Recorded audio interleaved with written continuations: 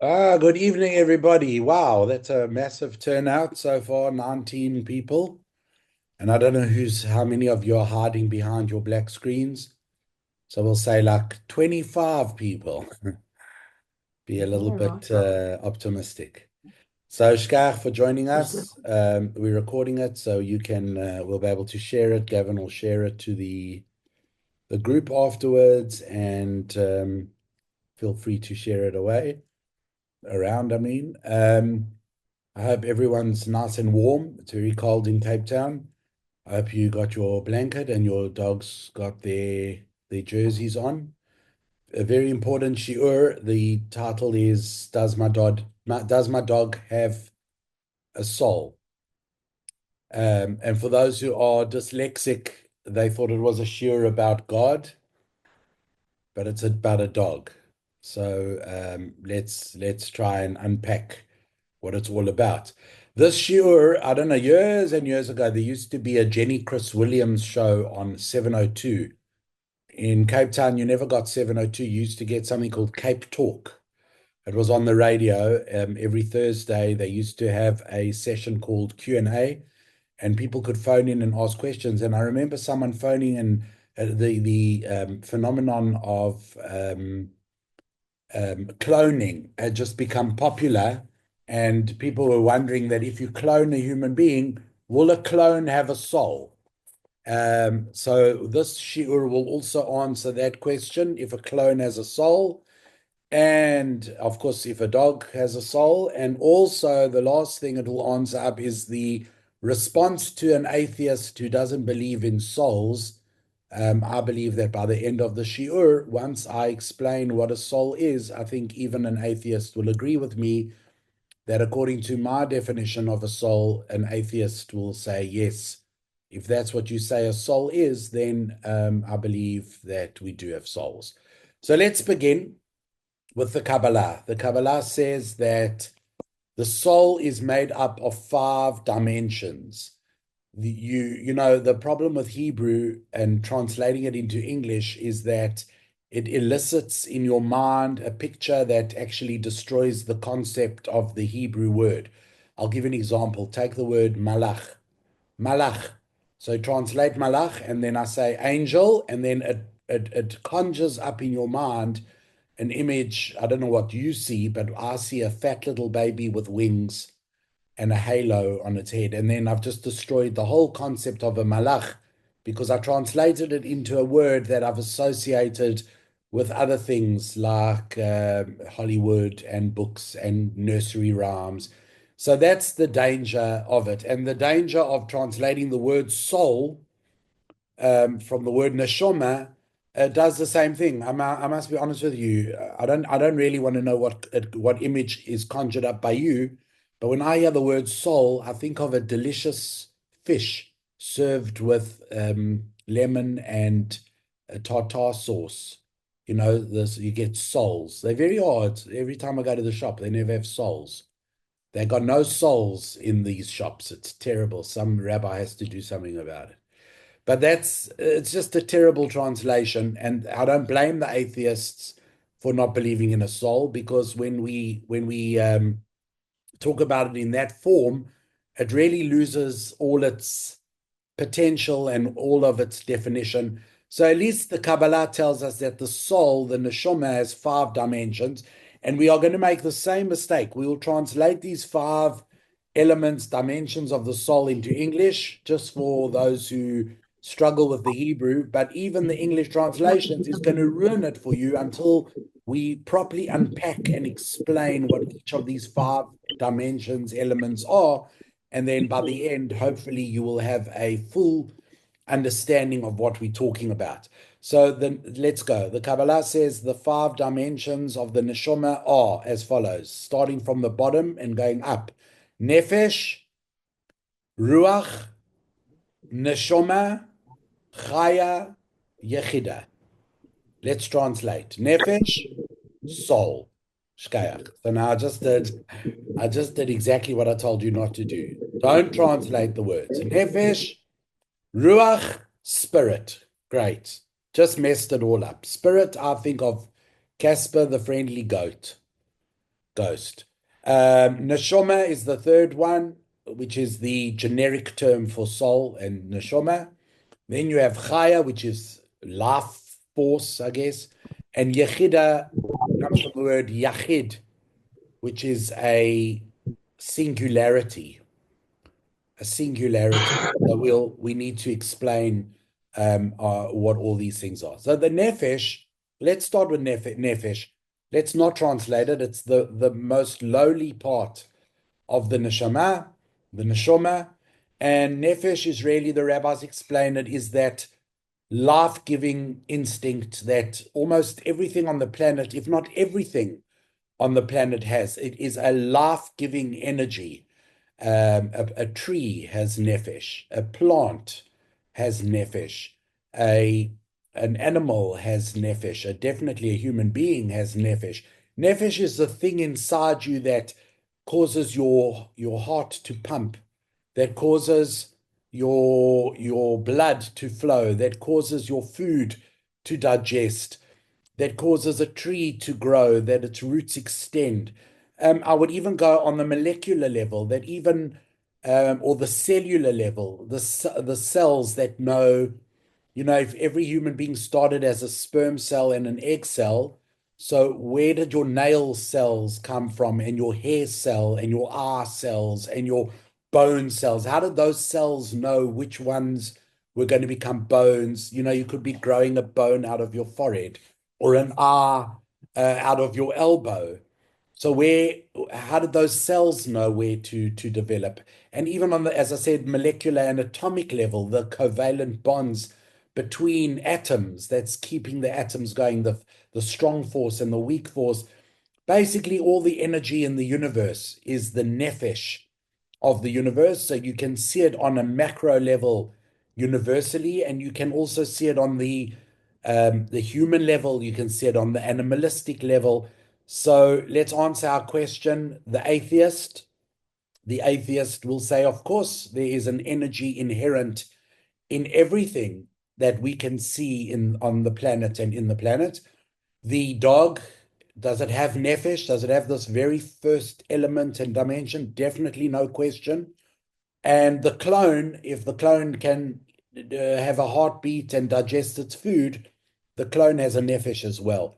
And I think that covers what nefesh is about. Um, for most people, it's easy to live on the level of nefesh. You are a very base person. You exist to eat, to sleep, to procreate. That's why in Kabbalah it's called the Nefesh HaBahamit. The microphone is muted. Your video is the animalistic soul. And a human being could act like an animal, eat when it wants, sleep when it wants, not feel any responsibility. That impetus that we have, and you'll find in the Torah, there's a lot of things that are, I wouldn't say anti-nefesh, but a lot of the mitzvot are there to control the nefesh, to make a human being and not an animal, to make a human more angelic than animalistic. And there are many mitzvot. If you tell your dog, today is Yom Kippur, we don't eat, your dog will not be able to control its nefesh. It will eat.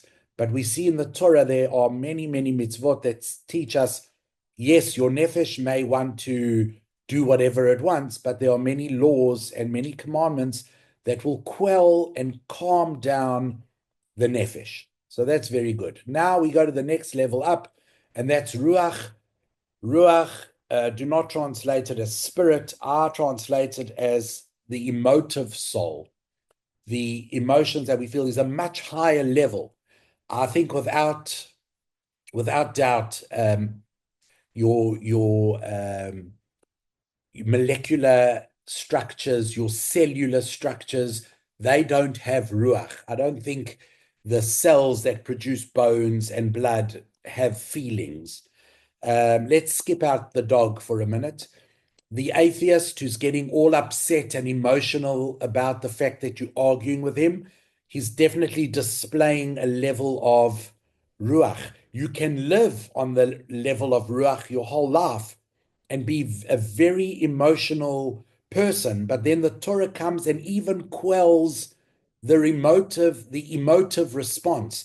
For example, the Torah says, do not hate your brother in your heart. Do not take revenge. Do not bear a grudge. Do not covet.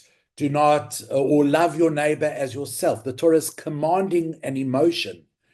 Often the Torah doesn't want us to be stuck on the ruach level, on the emotive level either. The Torah wants us to grow up and get a bit better with it.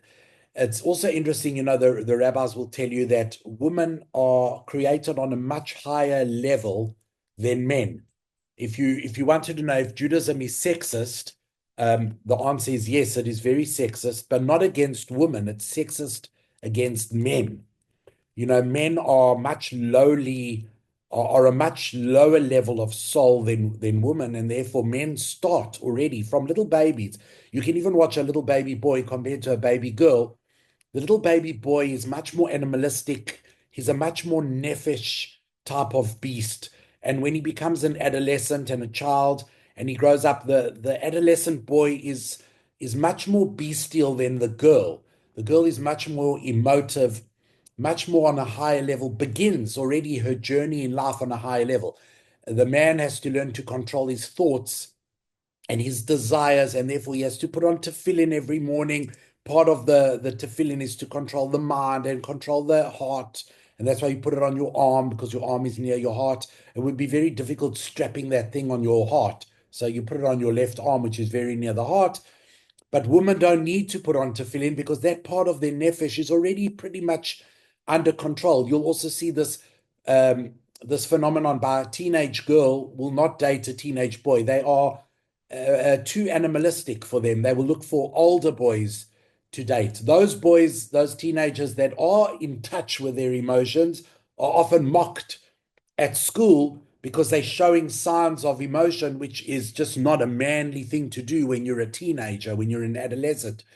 Um, that's so interesting. By the way, just going back to Nefesh, I believe that in the 1800s, the scientific world was very undeveloped as compared to what we have today. And I think science was looking for the stuff that you could inject into an inanimate object and make it come alive, that Nefesh, that basic energy. What would you need to inject in your Barbie doll to make it get up and start dancing on the table and singing I'm a Barbie girl song? What would you need to put in a syringe? Ask your atheist friend, what would I need to put in a syringe? How do I get that stuff? So the Kabbalah tells us what it is. It's nefesh, and it's not available in your pharmacy over the counter, and even with a prescription. You can't buy nefesh to inject it into inanimate objects to make them alive. And here's an idea for a book. Imagine you were a doctor, a scientist, and you went and robbed a cemetery and you stole body parts from the various graves. You brought them back to your lab, you sewed them all together, and you injected life into this terrible monster on your table.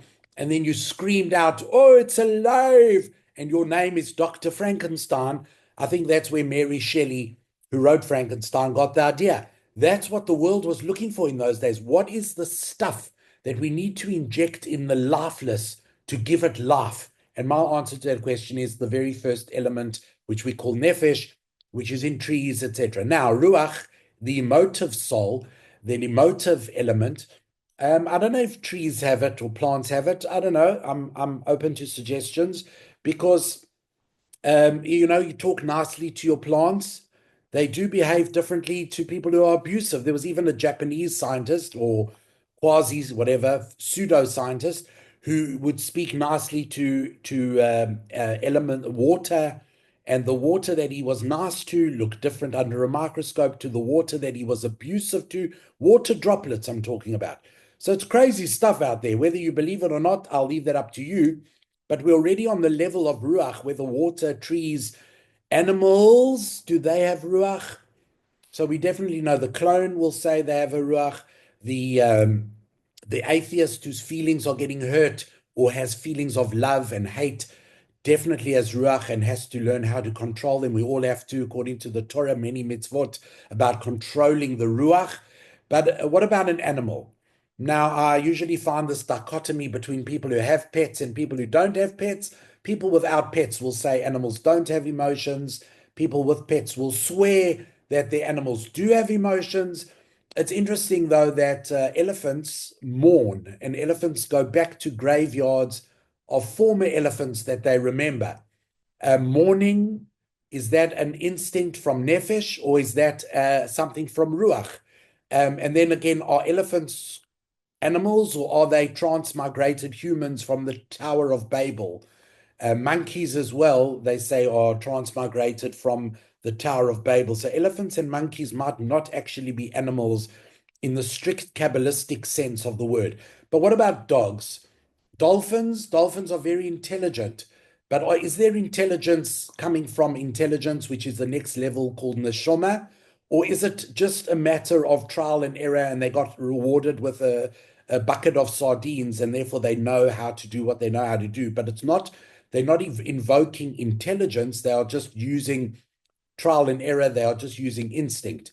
So does a dog get upset with you, or is upset an emotive human response?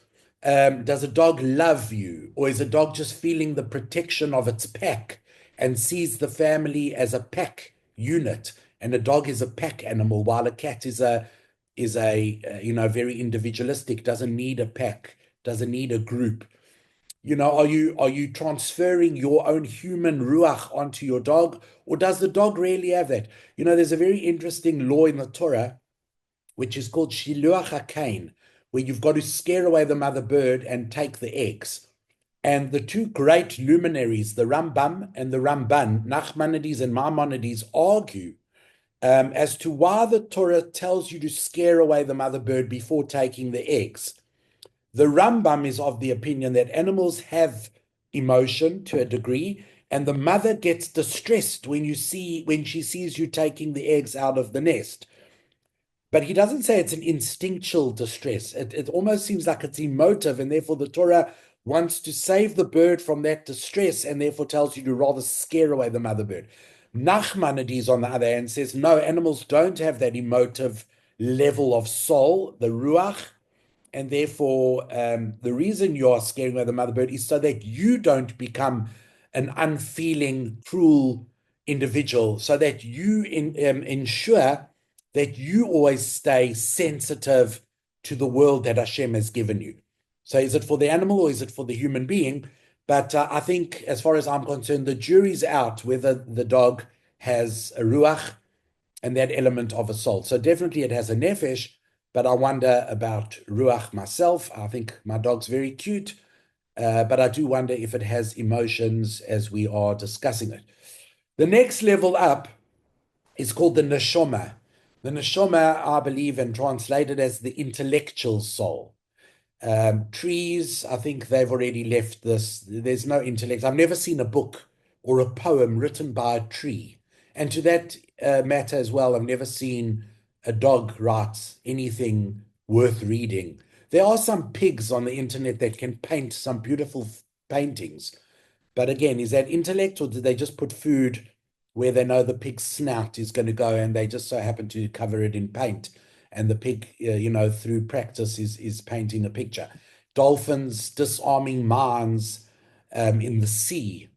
Again, as I mentioned before, is that intellect or is that practice and nefesh? But definitely a human being has intellect. The clone, well, if you can ask the clone to solve for x, bracket x plus 3, close brackets, open brackets, x plus 4, close brackets, equals 0, and tell him to factorize or whatever it was. I don't remember algebra so well. And then you'll be able to determine if the clone has this third element called the neshama. My favorite is the atheist.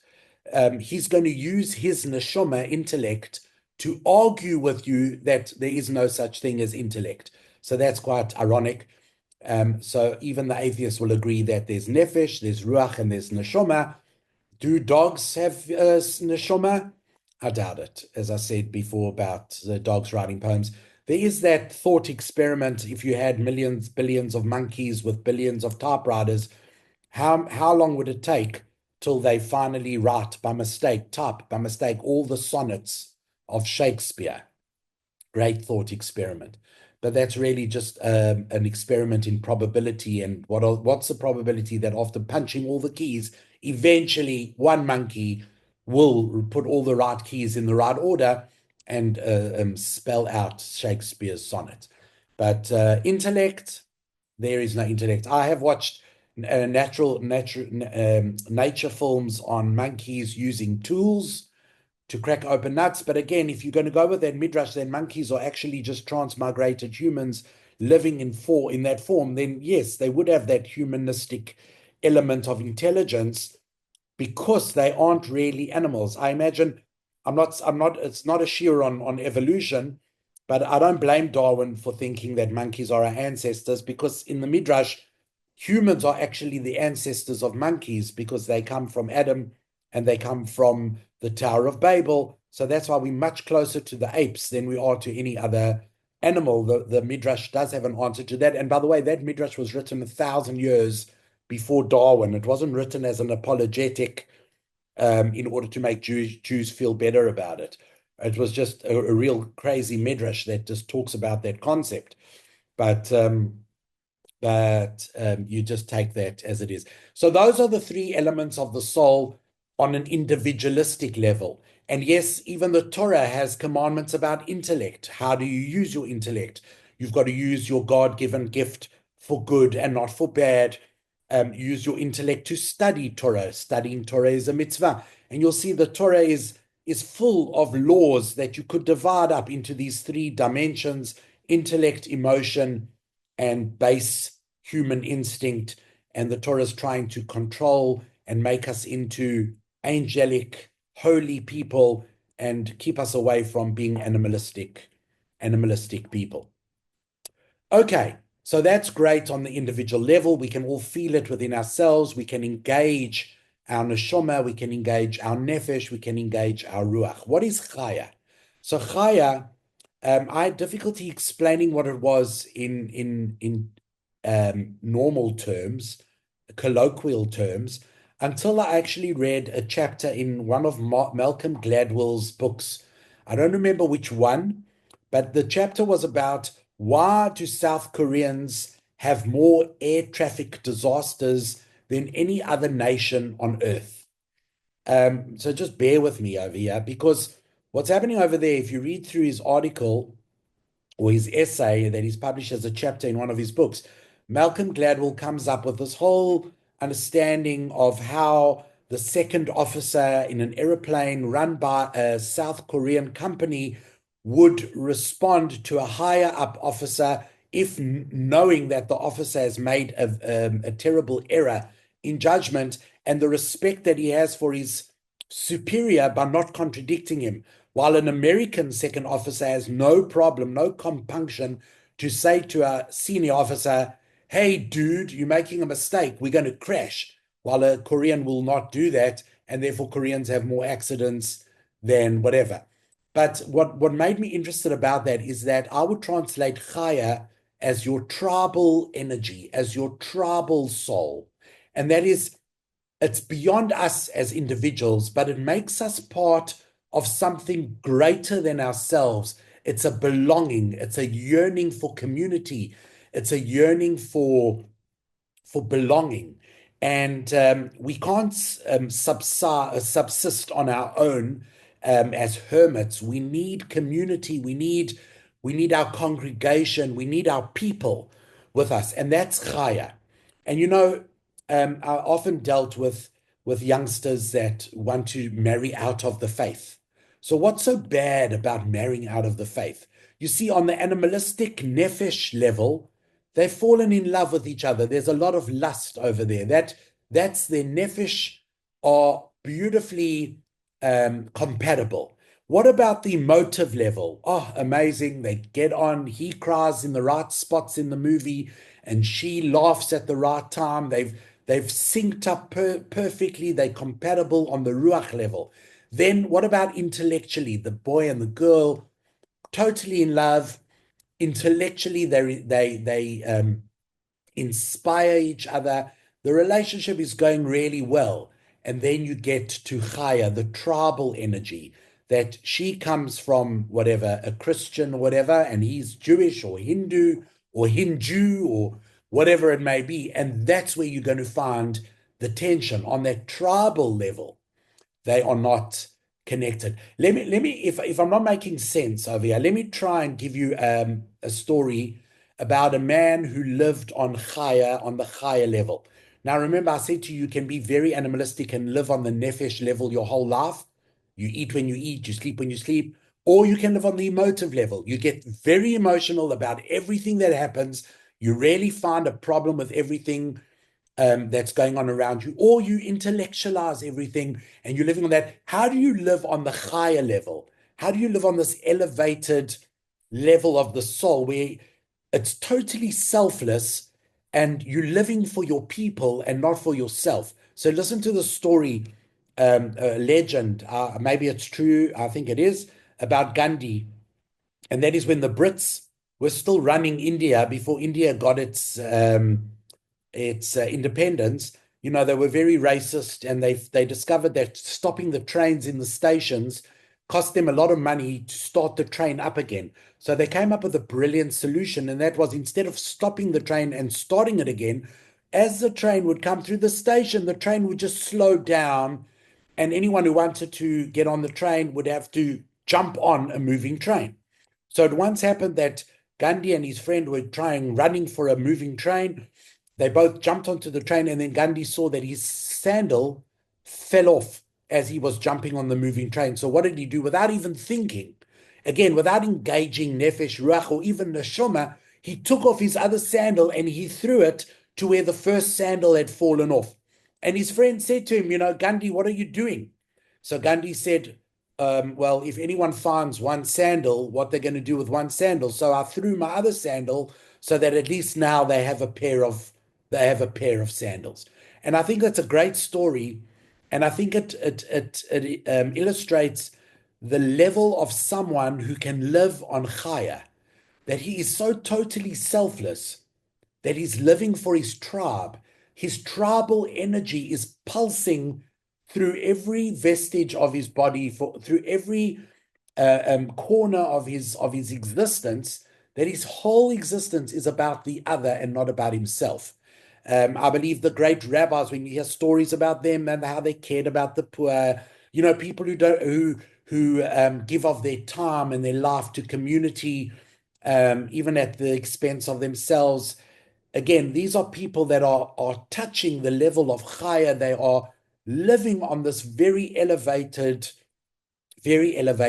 level. And I must tell you, when I think about myself, I am embarrassed. I mean, they challenge people. Are you a South African or are you a Jew? Are you a Jewish South African? Are you a Jew first and a South African second? Or are you a South African first and a Jew second? What are you proudly, South African or Jewish? How's this as a challenge? Where do you feel most comfortable? In the Tachana Merkazit in Jerusalem, or in Cavendish Square or Santon City shopping center?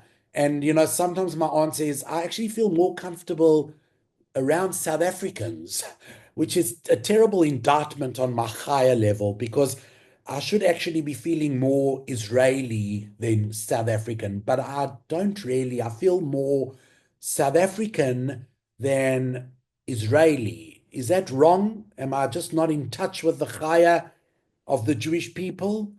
Or am I? And that's something that I need to soul search. There's no such thing as soul. So what about animals, pack animals? I don't think an animal would ever live for their other. I don't think an animal would ever share their lunch with another animal. I think the concept of chaya is far beyond that. The clone, if the clone says, I don't feel like I'm part of anything, then maybe the clone doesn't have chaya. The atheist, well, definitely, if he feels like he belongs somewhere, then he's feeling the energy of his tribe, and he's definitely feeling the level and living or smelling that level of chaya.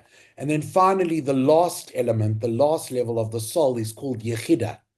Yechida is the unification, the singularity from the word yachid, shares a very similar root with the word echad. And that is, I must just tell you a secret that the Kabbalah teaches us, and that is the structure of our relationship with Hashem is not that there is me and then separate from me is God. And there's only one God because we're monotheists.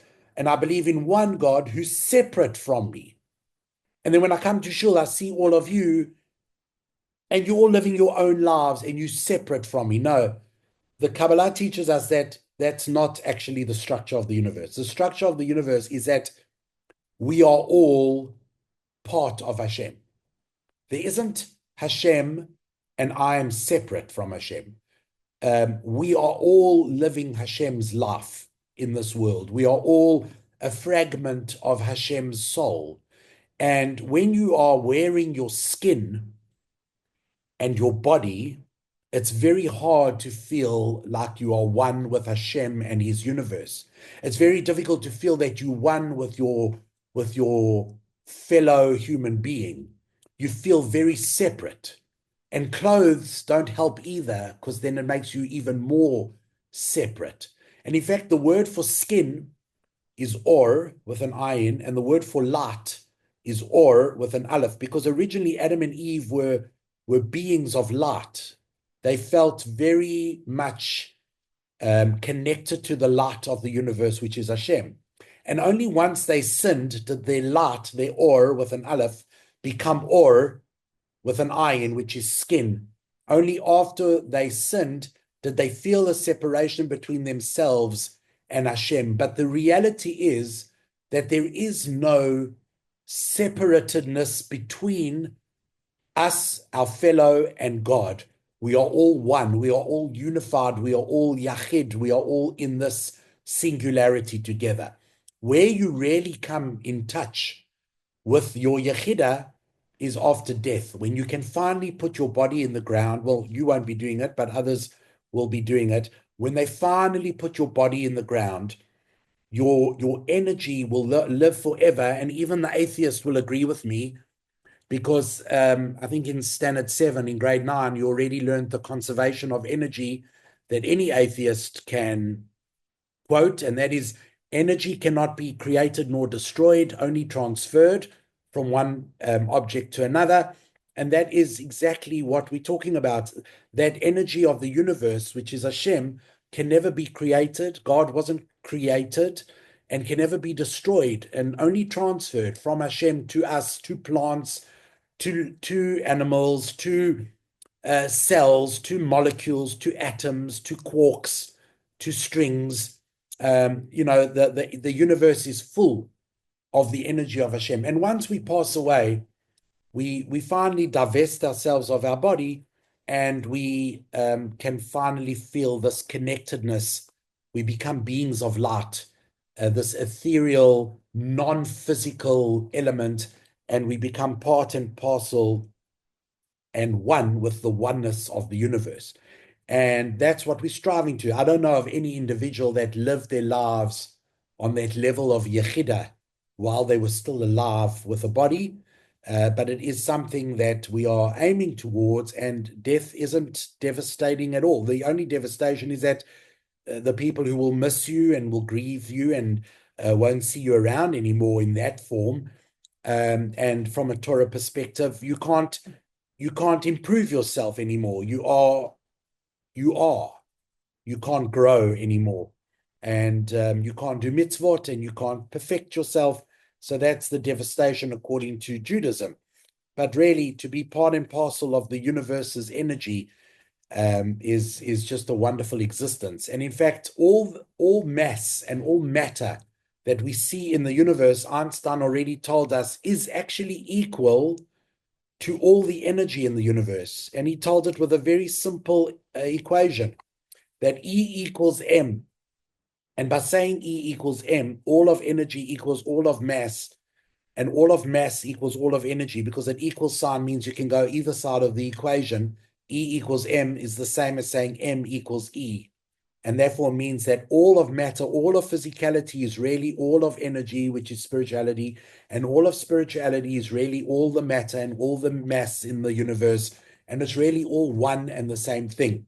And that's what we're striving towards, and that's what we're striving to uncover. So it's really a shiur about not being selfish. It's about unpacking how the Kabbalah sees the soul.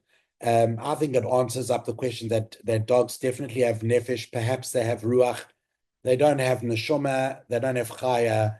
And yechida, it's ironic, but yeah, if they had mass and they matter, they're part of the physical universe, then they are part of Hashem that can never be destroyed, because all of M equals all of E, and all of matter is really all the energy which can never ever be added to or taken and subtracted from. It's all it's all in a fixed system. And what I love in the finality of everything, both Torah and science, according to some scientists, all comes together that in the end, just like the world started according to them with a big bang, eventually there'll be the big crush, and everything will turn back into, amazing, they use the word, a singularity.